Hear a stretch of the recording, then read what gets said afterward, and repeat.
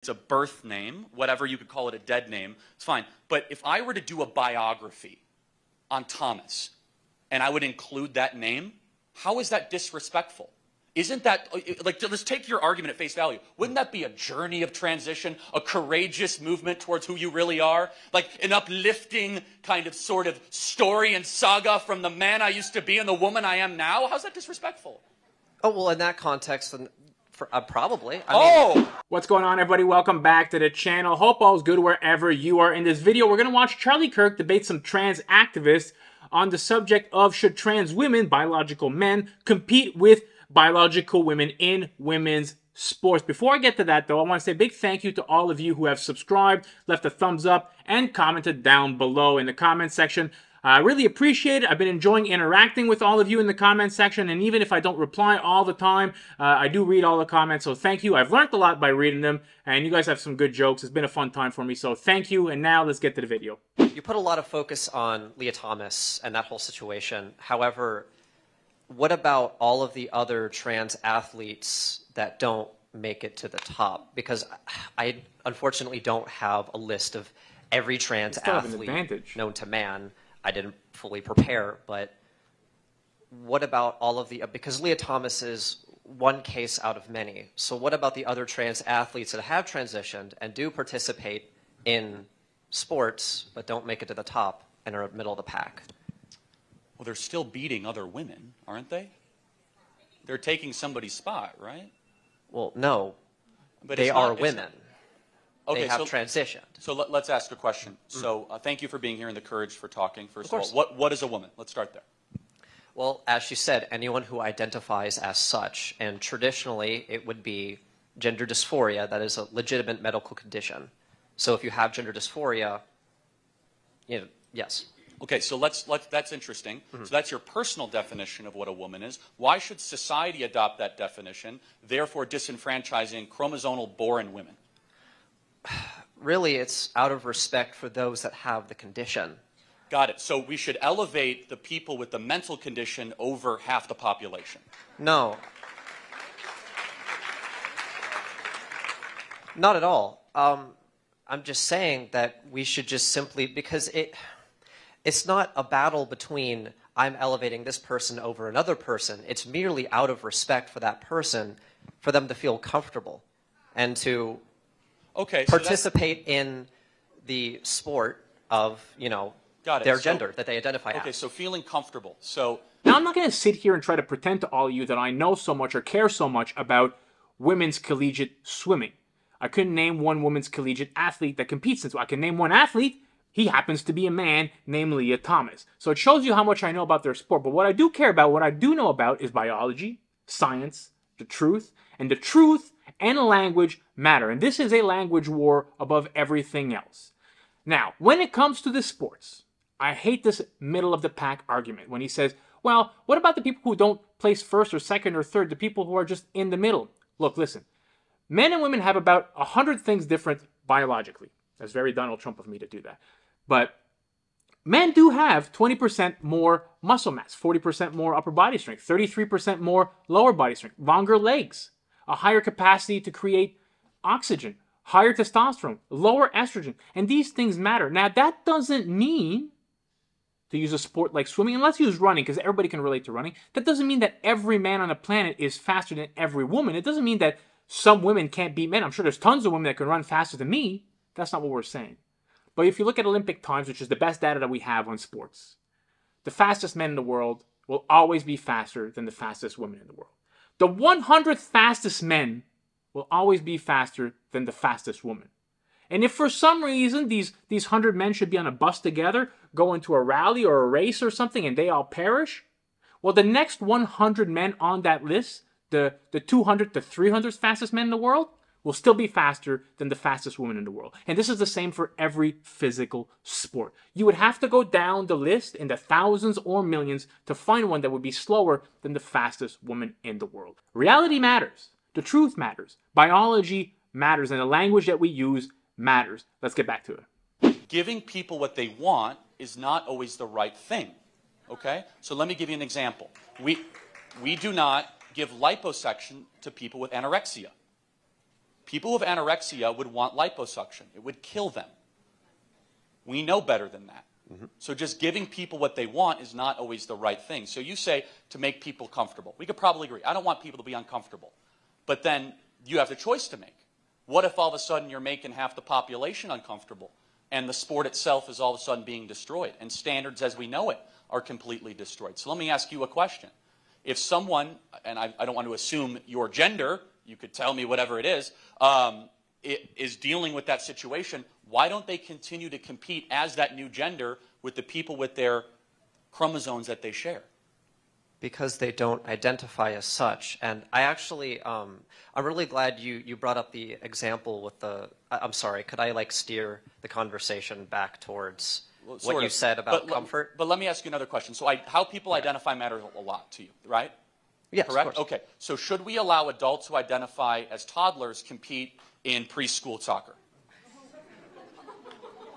No. Why? They identify as a child. We want them to be comfortable. No, because that's not a legitimate mental. It absolutely is. No. That's a real thing. Having people think that they're in a different body is a real thing. People think that they're dogs. People think that they're cats. And some people think they're children still. They never grow out of it. It's a legitimate mental condition. So shouldn't we accommodate fully grown 50-year-old men who want to play t-ball?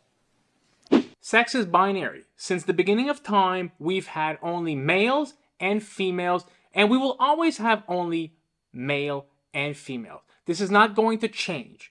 To all these people that think sex is non-binary, if they went on Amazon to buy a shirt that says non-binary, they would still have to choose if it's a male or female size.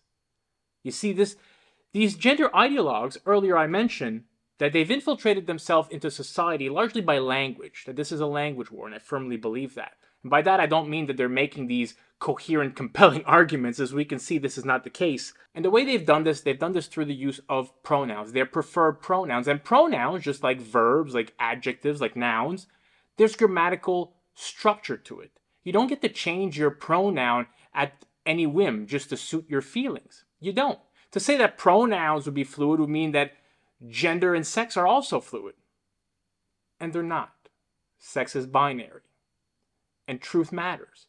Now, your name is arbitrary. Your name is subjective. People change their names all the time. So if a man wants to be called Jane or Sally, I have no issues with that. If that's your name, I will call you that. If you're a woman and you want to be called Steve, go ahead, give her. I don't care. I will call you Steve if you tell me that's your name. I'm fine with it. But if you're a man, I will not call you she. Often when we use pronouns too, we don't use them when the person's there. They're meant to convey truth to people. So if I'm telling a story about somebody, I would say he or she. If somebody's talking about me, they would say he. That's how pronouns are generally used. When you talk to a person, you use their name. When they're not around, you would use a pronoun. So what? If the person's not here, they're 20,000 miles away, I'm still supposed to use their preferred pronouns. That's absurd. And it's not true. And truth matters. If I'm telling a story to somebody, they deserve to be told the truth. If I'm using the wrong pronoun, I'm indeed lying to them. And I am not willing to change language, change laws, or lie to people to suit one mentally ill individual. Let's get back to it. Well, no, because they require a different treatment plan. And this is what I wanted to steer back to. Really? Yes, okay. I wanted to steer back towards what we talked about with comfort. It is shown, and this is legitimate, those who transition and are treated as the gender that they identify as mentally improve unbelievably, and it is absolutely true. So I hate to break it to you. They're more likely to commit suicide. There's a huge community called Transition Regret. I encourage you to look at it. It has 27,000 members on Facebook of people who make the chemical castration decision to transition, and that's an irreversible decision. It's a growing group of people that say, I was sold a complete bill of goods here. And so, you know, that really is the question, which is, if it's irreversible, and you're citing some study that, honestly, the data shows exactly the opposite, is that they're more likely to commit suicide, more likely for self-harm, all these sorts of things. What is the proper way to treat it? As I said, the study has not been disproven. The reason that the suicide rate is so high is because they are bullied for who they are. See, I have seen it this is nonsense. in school, and this is a truth. And you know why I know it's nonsense? Because every single person in this room disagrees with you fundamentally and is treating you incredibly respectfully tonight. That is a pile of garbage. I know it's a pile of garbage. Of course. And so... Anybody interested in all these studies, the real studies, the ones that show the truth, I'm going to link them in the description down below. I have them on the computer. I went down the child affirming care rabbit hole and the transgender people detransitioning and all the suicide rates and all that stuff. So I have them. I'm going to link them down below. It's a lot of stuff to read, but some of you might be interested in knowing the real data. And again, if you're still watching at this point, please, thumbs up would be nice. Let's get back to the video. Instead, and I'll be honest, it's the people that are in those positions that end up becoming the bullies themselves that kick me off of Twitter. That's, and no offense, but kind of your team is the one that's super like offended that I used a name that Levine used to have. Like, who's the bully in this situation? Well, it's disrespectful to do that because she identifies as a woman. And it is just disrespect. That is why I can't speak for everyone else. I can only speak for myself at the end of the day, right? And it's just disrespectful. And it is not right to call Leah Thomas her dead name out of respect for her. Levine or whatever. But let me zero in on this, right? So it's a birth name, whatever you could call it, a dead name. It's fine. But if I were to do a biography on Thomas and I would include that name, how is that disrespectful? Isn't that, like, let's take your argument at face value. Wouldn't that be a journey of transition, a courageous movement towards who you really are? Like an uplifting kind of sort of story and saga from the man I used to be and the woman I am now? How's that disrespectful?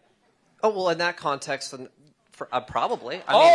So dead naming's now okay. I mean, maybe my tweet was all about the courageous journey of Ricardo Levine that once was named Richard and now name is Rachel. Do you see what's getting here is that you're putting a lot of preference on context and on how I identify and all of this. And your opinions, you can have your opinions. But what we're talking about tonight is how we structure society, right? And that is a totally different thing than your opinion. Now, unlike Charlie, I could care less about somebody's name. You're a grown man, you want to be called Kelly or Susie or Jane. I don't care. I'll call you. They're so arbitrary, right? But I will not call you she. What I find very narcissistic about the people on the left, these trans activists, I should say, is that they'll have a perception of themselves, which is fine. They'll see themselves, a grown man will see himself as a woman. And that I have no problem with. What I do have a problem with is when you expect other people in society, me, to affirm that and comply with that affirmation. I shouldn't have to affirm you. If I see a man, I shouldn't have to accept or affirm the fact that you are a woman. That makes no sense. That is nonsensical. It's the same way as if I went into the world and I told people, well, I perceive myself as smart, intelligent, and handsome. And I wanted the whole world to refer to me that way. And I know that's not true because I indeed read my comments section, but that would make no sense. That would make me a very narcissistic person. It's not the other people's job in the world to comply with the perception that I have of myself and to affirm me. The same thing goes for these trans activists. Your self-perception that you have about yourself, that's your business. You cannot ask the whole world to perceive you the same way that you perceive yourself. That's crazy talk. When we start to structure society on a vast minority opinion, and we start to use power and force around that vast minority of an opinion, all of a sudden, the only way you can win that argument is the person who wins the oppression Olympics. Is the person who says, I'm the most victimized, therefore I get to create the rules because I'm not comfortable. And here's something that you might not want to hear, is that if you have liberty, by definition, you're not going to be comfortable. You cannot have liberty and comfort. You can't have them together. Instead, you know what? And I think deep down you have this in you. You can get stronger. And I want you to get stronger. Instead of you trying to remove everything that offends you in the world, I want you to dig deeper and be tougher than the people around you. That's what we believe. Final thought. Final thought. Yeah. Oh, final thought. Sorry. Trying to think of a final thought.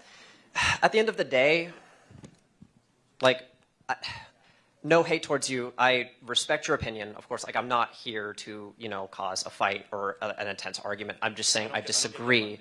And there is no oppression Olympics. All that, you know, we want is simply just recognition and respect. That's really it. Well, look, Truthfully. Here's the thing, is that that's what you want, and individually, I think I've given that to you, but here's where I draw the line. I'm not going to restructure society on something I know that's not true. I'm not going to turn my back on 50% of the population for something that's not true, and I'm certainly not going to call somebody a pronoun that I know that isn't true in front of me. So I believe your soul totally demands respect. Absolutely, 100%. But as soon as you then start to get into society and civilization and restructure everything around your feelings, then all of a sudden, it's whoever has the loudest voice and who's willing to use power. And that's where we as conservatives draw the line. I want to thank you for being here tonight, truly. Thank you. Thank you. Thank you for your time. They can't even answer the most basic question of what a woman is. They like to tell us that our conception of womanhood is wrong, but they can't even offer an alternative or a better explanation. When you ask them what a woman is, they shrug. They don't know. A woman is whoever identifies as a woman. In this case, Leah Thomas. Whatever a woman is, well, Leah Thomas is that. And that's nonsense. And we know that's nonsense. And I think at the end of the day, a lot of them know that's nonsense. But we're so supposed to go ahead and cooperate with it anyway and forget all the fundamental truth that we have known and always known. Why? Not to hurt somebody's feelings, in this case, Leah Thomas's feelings. And their ideologues on the left, they will tell you that in this case, Leah Thomas, his feelings matter. The trans athlete's feelings matter. And it outweighs the feelings, apparently, of the women that he's competing with. These women that may not want their privacy invaded, their sports destroyed, their identities appropriated and stolen, cheapened, fetishized. The feelings of one gender-confused man is going to outweigh the feelings of millions of women. Their feelings are now dust. Reality is dust. Biology, facts, the truth, it doesn't matter because of one gender-confused person. Well, I say no to that. I will not affirm that. I will not go along with something I know is not true because at the end of the day, this is a battle of language, this is a battle of laws, it's a battle of truth. And you shouldn't affirm anything that you don't know, that you see with your own two eyes when you know it's not true. You shouldn't affirm that either. And I'm sure at this point, if you're still watching, you're one of the people that doesn't. A lot of the problems with the left, these woke young leftists, is nobody's ever told them no. Ever. And they need to be told no. Someone should have sat down Leah Thomas and said, my man, you can't compete with women in sports. You can walk around in a dress. When you're home, you could dress like a girl. No problem. Nobody cares. When you start affecting the truth, when you start affecting language, because this is a battle of language, and you start affecting reality and imposing that on other people and changing reality for millions of people, people are going to start to care. I hope you enjoyed this video, everybody. If you did, please subscribe, leave a thumbs up, and I'll catch you all in the next video. Peace out.